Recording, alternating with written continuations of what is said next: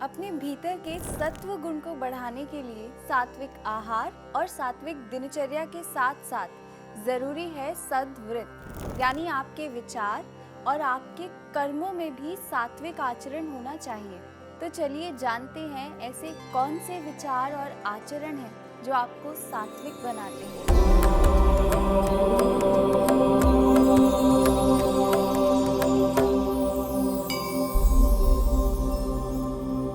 हरिओम।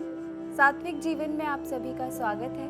मैं डॉक्टर नेहल शर्मा, सात्विक जीवन के इस पथ पर आपकी सारथी। सद का मतलब है सात्विक या अच्छा, और वृत्त का मतलब है आपका व्यवहार, यानी आप सद्वृत्त को कह सकते हैं गुड कंडक्ट। सद्वृत्त स्वास्थ्य को बनाए रखने में भी महत्वपूर्ण भूमिका निभाता है, और ऐसा नहीं है कि ये किसी विशेष आयु वर्ग के लिए है। सद्वृत्त हर उम्र के लोगों के लिए है, हर समय और हर जगह लागू होता है।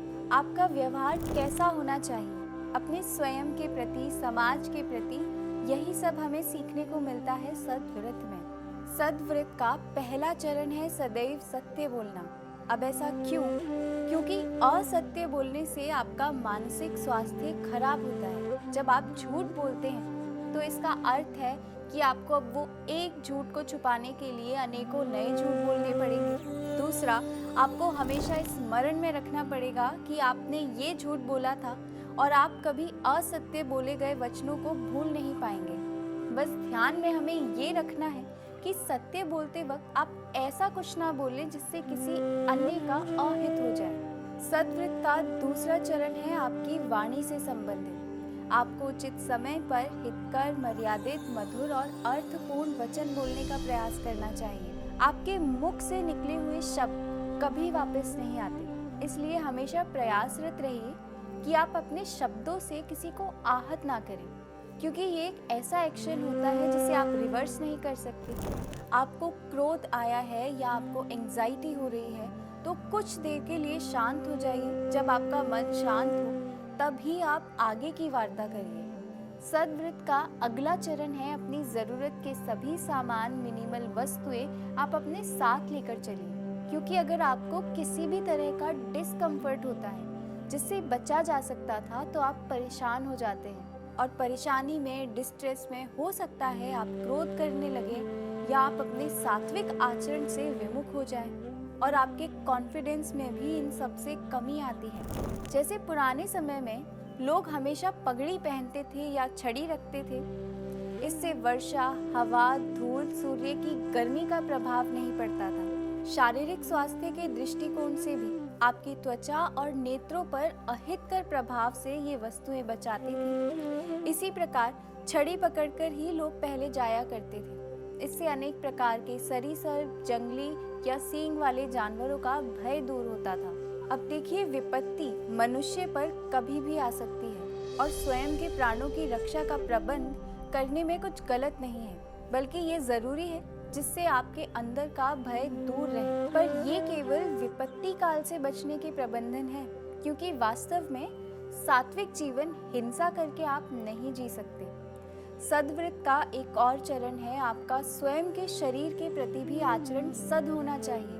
आपको ऐसा कोई काम क्रोध में आकर नहीं करना चाहिए जो आपके लिए नुकसानदायक हो। जैसे ऐसा कितनी बारी होता है कि किसी बात से आहत होकर हम स्वयं को कष्ट देने लगते हैं, या ट्रेंड्स फॉलो करने के लिए अपनी क्षमताओं से अधिक व्यायाम करने लगते हैं, जिसका आपके शरीर पर विपरीत प्रभाव पड़ता है।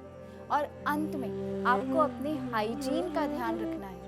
आयुर्वेद में भी कहा गया है आपको नित्य स्नान करना है, अपने केशों की, नख की समय समय पर देखभाल करनी है। आपके वस्त्र गंदे नहीं होने चाहिए। आयुर्वेद में चरक संहिता के सूत्र स्थान के अध्याय 5 में कहा गया है कि स्वच्छ वस्त्र पहनने से आयु बढ़ती है, यानी आपकी त्वचा अच्छी रहेगी, त्वचा संबंधित विकार नहीं रहेंगे, आपका मन प्रसन्न रहेगा। इसलिए हमेशा स्वच्छता से रहना ही प्रशंसनीय है। आप परफ्यूम्स का प्रयोग कीजिए या घर में एक अच्छी सुगंध वाले पुष्पों के पौधे लगाइए। ये एक तरह से अरोमा थेरेपी है जो आपके मन को शांत करने में मदद करती है। केश और नाखूनों को काटने से भी इन्फेक्शियस डिजीज से आप बचते हैं। मनुष्य में प्रभा इन सबसे बढ़ती है।